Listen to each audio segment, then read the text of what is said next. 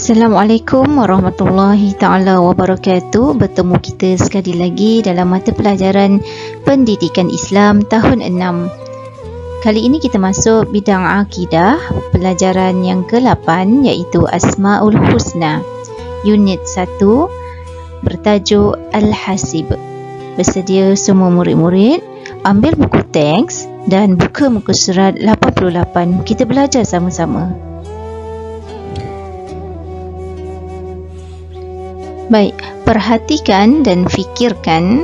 Ustazah nak kamu dengarkan ayat Al-Quran ini dan cuba kaitkan dengan tajuk kita pada hari ini. Baik, kita dengar sama-sama. Bismillahirrahmanirrahim. Wa idza huyitum bi tahiyyatin fahayyu bi ahsana minha aw rudduha. Innallaha kana ala kulli syai'in hasiba. Surah An-Nisa ayat yang ke-86. Maksudnya, dan apabila kamu diberikan penghormatan dengan sesuatu ucapan hormat seperti memberi salam, maka balaslah penghormatan itu dengan yang lebih baik daripadanya, atau balaslah dia dengan cara yang sama. Sesungguhnya Allah sentiasa menghitung tiap sesuatu. Baiklah, daripada ayat Al-Quran ini, di sini kita boleh lihat apabila seseorang memberikan sesuatu ucapan hormat seperti Assalamualaikum, maka balaslah penghormatan itu dengan yang lebih baik, iaitu jawab salam Waalaikumsalam warahmatullahi wabarakatuh.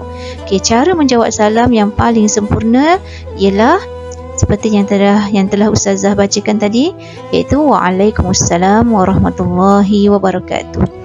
Daripada ayat Al-Quran ini, kita kaitkan tajuk kita hari ini iaitu Al-Hasib. Apa maksud Al-Hasib? Baik, kita akan belajar sebentar lagi.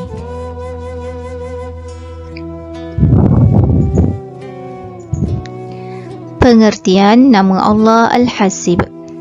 Nama Allah Al-Hasib bererti Allah Maha menghitung setiap amalan dan perbuatan kita sama ada baik pada setiap masa dan tempat. Setiap amalan dan perbuatan kita akan diberi balasan yang setimpal olehnya. Nama Allah Al-Hasib juga memberi erti Allah Maha mencukupkan keperluan hamba-Nya.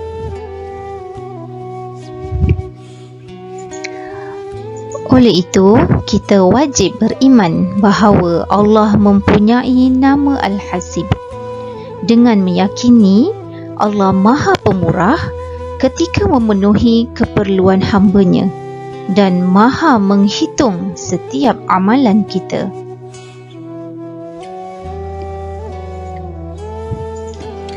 Dalil naqli nama Allah Al-Hasib, firman Allah Ta'ala, Bismillahirrahmanirrahim. Wa man yakfur bi ayatillahi fa innallaha sari'ul hisab. Ayat yang ke-19 daripada surah Al-Imran. Maksudnya, dan ingatlah sesiapa yang kufur, ingkar akan ayat-ayat keterangan Allah, maka sesungguhnya Allah amat segera hitungan hisabnya.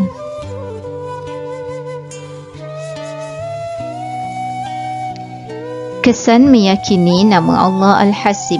Yang pertama, membanyakkan amalan. Yang kedua, bersegera melakukan amalan kebaikan. Ketiga, menghargai masa dengan melakukan perkara berfaedah. Keempat, meninggalkan maksiat. Kelima, bersyukur dengan segala pemberian Allah. Keenam, hidup disayangi Allah.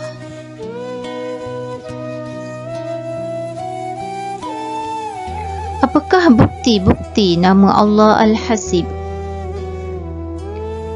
Yang pertama, adanya hari kiamat, iaitu hari pembalasan untuk diadili perbuatan setiap manusia.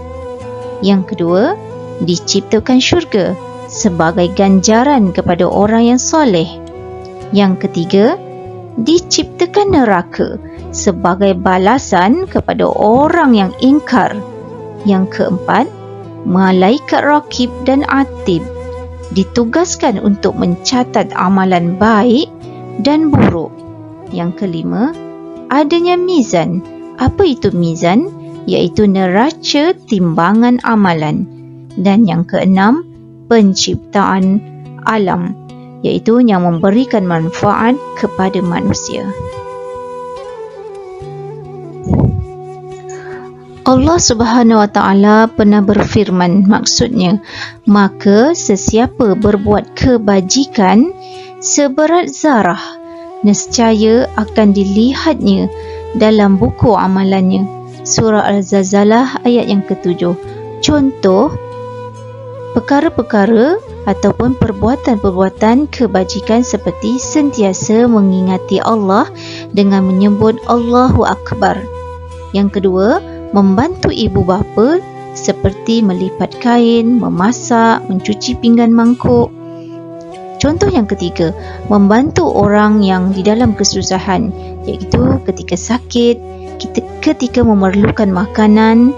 Dan yang terakhir, contoh yang keempat, menunaikan tanggungjawab sosial seperti menjaga kebersihan, membersihkan kawasan rumah, membersihkan kawasan denggi.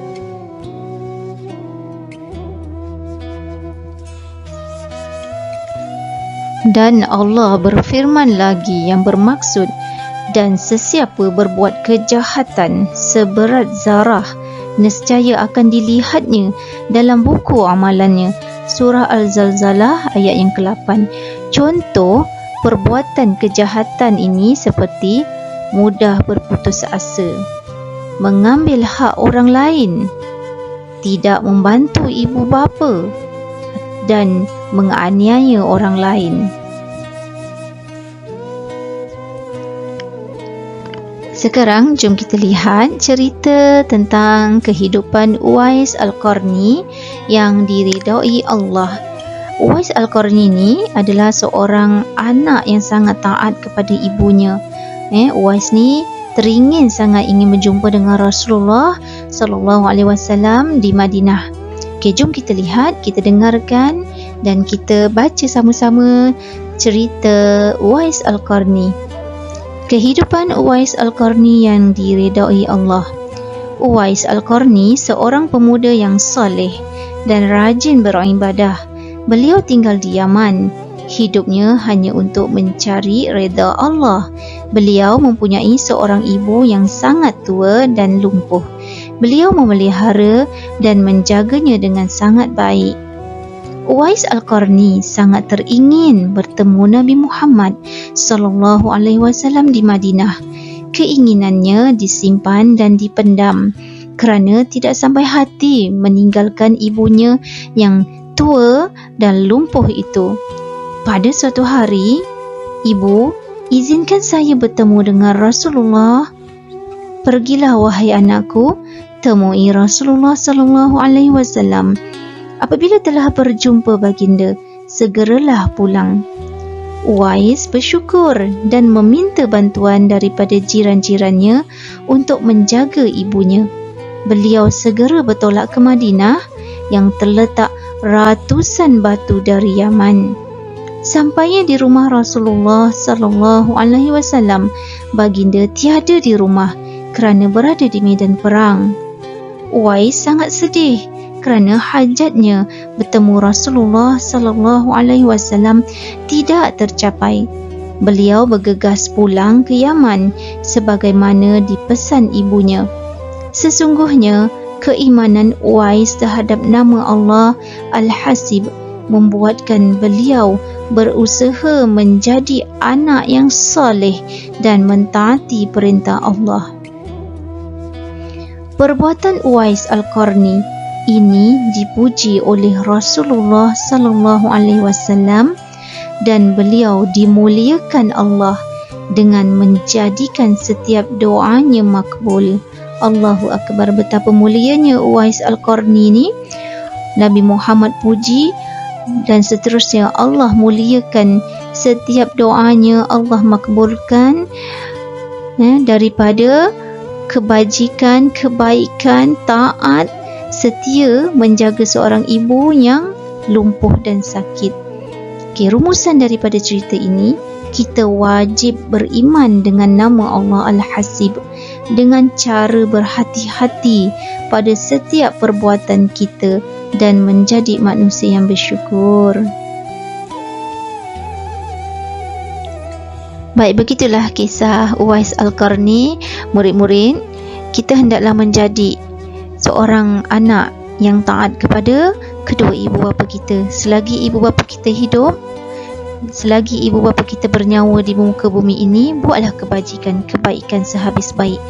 Jangan sakiti hati ibu ayah kamu, jangan sakiti hati mereka, dan jangan sesekali menderhaka kepada mereka. Sesungguhnya Allah sentiasa mendengar, melihat perbuatan kita, kerana redha Allah terletak kepada redha kedua ibu bapa kita, ibu kita terutamanya, ya. Baik, sekian saja daripada Ustazah hari ini. Terima kasih kerana menonton video ini. Jangan lupa like, subscribe dan share. Bye. Assalamualaikum.